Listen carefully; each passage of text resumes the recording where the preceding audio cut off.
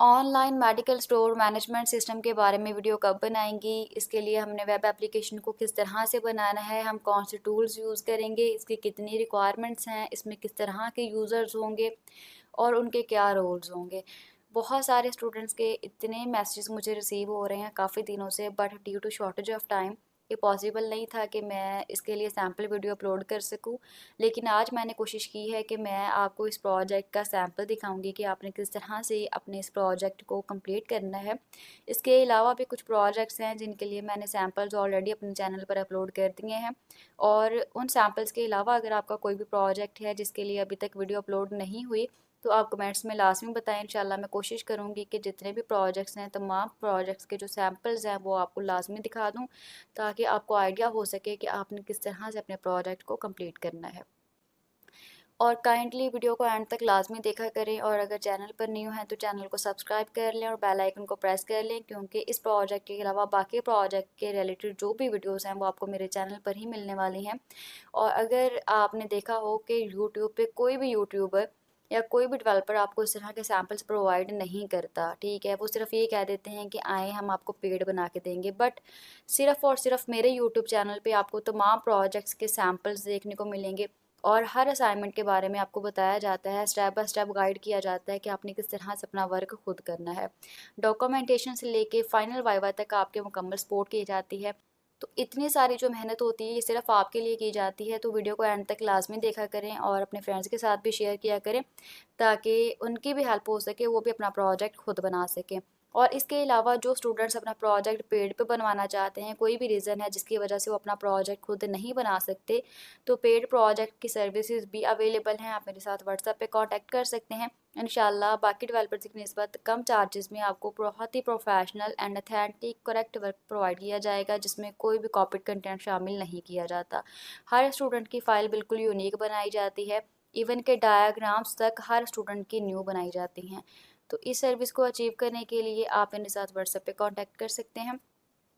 तो अभी फ़िलहाल बात कर लेते हैं हम online medical store management system के प्रोजेक्ट के बारे में कि आपने बेसिकली इसमें क्या करना है। इसमें आपने एक वेब एप्लीकेशन को डेवलप करना है, इसका इंट्रोडक्शन आप पढ़ सकते हैं। ठीक है, इंट्रोडक्शन पढ़ने के बाद जो सबसे ज़्यादा ज़रूरी चीज़ होती है वो होती है फंक्शनल रिक्वायरमेंट्स, कि सिस्टम क्या करेगा और किस तरह से करेगा। ठीक है, अब इसमें अगर आप इस प्रोजेक्ट को अच्छी तरह से रीड आउट करेंगे तो आपको समझ आएगी कि इसमें सिर्फ 2 ही यूज़र्स हैं। ठीक है, सर मुकरम शाह ने थोड़ी सी रिक्वायरमेंट्स को आगे पीछे कर दिया है, थोड़ी सी इनकम्प्लीट हैं, या मतलब कि आप इस तरह बोल सकते हैं कि इंसान कंफ्यूज हो सकता है कि इसमें कितने यूज़र्स हैं, क्योंकि यहाँ पे उन्होंने मेंशन किया है कि आपने रोल के हिसाब से यहाँ पे यूज़र्स ऐड करने हैं, बट उन्होंने पूरी फाइल में कहीं भी नहीं बताया कि डॉक्टर का रोल क्या होगा, फार्मासिस्ट का रोल क्या होगा।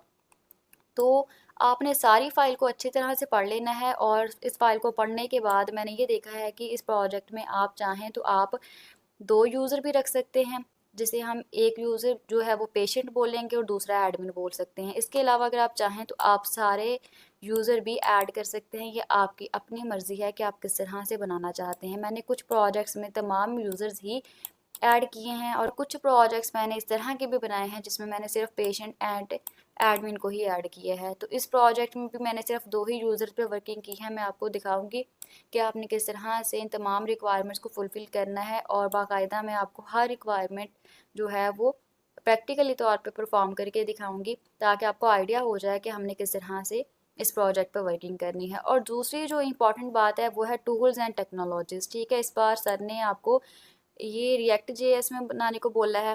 ठीक है, और बैकएंड के लिए आपने नोड जेएस और एक्सप्रेस जेएस यूज़ करना है। लेकिन वो स्टूडेंट्स जो पीएचपी में इंटरेस्टेड हैं वो अपने सुपरवाइज़र को मेल कर सकते हैं, या फिर एमएस टीम पे उन्हें मैसेज कर सकते हैं कि सर हमें पीएचपी अलाउ कर दें, तो वो आपको अलाउ कर देंगे। फिर आप जो चाहें जिस तरह चाहें अपना प्रोजेक्ट जो है वो बना सकते हैं। ठीक है, ये सारी आपके पास आपके प्रोजेक्ट की रिक्वायरमेंट्स वगैरह गिवन हैं। अभी सबसे पहले मैं आपको इसका थोड़ा सा कोडिंग फ़ोल्डर दिखा देती हूँ, ताकि आपको समझ आ जाए कि आपने फ़ोल्डर को किस तरह से अरेंज करना है। ठीक है, तो ये हमारे पास कंप्लीट कोडिंग फ़ोल्डर है। आप चाहें तो इसे इस तरह से अरेंज कर लें, या आपकी मर्ज़ी है कि आप इसे किस तरह से अरेंज करना चाहते हैं। एडमिन की सारी फाइल्स मैंने एडमिन के फ़ोल्डर में अरेंज की हैं, क्योंकि इस तरह से क्या है कि बहुत एक ऑर्गेनाइज्ड तरीका लगता है, हमें पता लग जाता है कि कौन सी चीज़ किस यूज़र के बारे में है, यानी कि किस यूज़र के साथ वो रिलेट कर रही है। इसके बाद जो भी प्रिस्क्रिप्शंस वगैरह आपने अपलोड करनी होती हैं इसमें, वो आपने इमेजेस के फ़ोल्डर में रख लेनी है। और अगर कोई चीज़ आप डाउनलोड कर रहे हैं तो आपने एक ऐसा लॉजिक बनाना है कि वो ऑटोमेटिकली यहाँ पे एक फ़ोल्डर क्रिएट हो के उसमें स्टोर हो। पेशेंट की जितनी भी फाइल्स हैं वो पेशेंट के फ़ोल्डर में मैंने ऑर्गेनाइज़ कर दी हैं। तो इस तरह से आपने अपने कोडिंग फ़ोल्डर को नीट एंड क्लीन रखना है ताकि बिल्कुल भी ख़राब ना लगे, क्योंकि जब आप फ़ोल्डर को मतलब ख़राब कर देते हैं ना, सारी फाइल्स बिखरी होती हैं, तो सुपरवाइज़र आपको उसी पॉइंट पे ही फेल कर देता है प्रोजेक्ट में, क्योंकि उनके पास इतना टाइम नहीं होता कि वो देखें कि आपने किस फ़ाइल को किस चीज़ के साथ रिलेट किया है या कौन सी फ़ाइल किस यूज़र की है। तो काइंडली कोशिश किया करें, क्योंकि आपकी डिग्री इस पे बेस करती है, तो अपनी फ़ाइल्स को बेहतर तरीके से अरेंज किया करें। और एक आपने रीडमी फ़ाइल लास्ट में बनानी है अपने प्रोजेक्ट के रिलेटेड, ताकि पता चल सके कि इसमें क्या वर्किंग आपने की है, किस तरह से की है, क्या क्या चीज़ें आपने यूज़ की हैं। ठीक है, ये आपका सारा कोडिंग फ़ोल्डर है। इसके अलावा डेटाबेस फ़ोल्डर में आपने डेटाबेस की एक्सपोर्ट की हुई फ़ाइल रखनी है और उसे आपने बिल्कुल भी रीनेम नहीं करना, आपने सेम एज इट इज़ उसे यहाँ पे पेस्ट कर देना है। ठीक है, उसके बाद फाइनल प्रेजेंटेशन है, फाइनल रिपोर्ट है, इसे सेम एज इट इज़ जो भी टेम्पलेट आपको गिवन है आपने इसमें फिलिंग्स कर लेनी है। और इस बार मैंने नोटिस किया है कि डॉक्यूमेंटेशन में तकरीबन तमाम स्टूडेंट्स के सर ने सेम ही कमेंट्स किए हैं, तो उसमें आपने ये नहीं परेशान होना कि शायद आपकी कोई गलती है, बल्कि सर ने उसमें अपने प्रोजेक्ट की जितनी भी रिक्वायरमेंट्स हैं उन्हें क्लैरिफाई करने की कोशिश की है। तो आप उनको देखें कि सर ने क्या कमेंट्स किए हैं और उन्हीं के अकॉर्डिंग अपनी वर्किंग करेंगे। ठीक है, और अब मैं फाइनली आपको इसकी लुक दिखा देती हूँ कि आपने किस तरह से वर्किंग करनी है। ये हमारे पास इसका होम पेज है, ठीक है, इंडेक्स पेज भी आप इसे बोल सकते हैं। और अगर आप पेशेंट हैं, आप इसमें रजिस्टर होना चाहते हैं तो आप यहाँ से रजिस्ट्रेशन कर सकते हैं। लेकिन अगर आपका पहले से अकाउंट क्रिएटेड है, आप लॉगिन होना चाहते हैं, तो आप यहाँ से लॉगिन हो सकते हैं। अब यहाँ पे अगर आप देखें तो दो रिक्वायरमेंट्स जो हैं इसकी वो मैंने कंप्लीट करवा दी हैं। रजिस्ट्रेशन भी हो गई है, लॉगिन भी हो गए।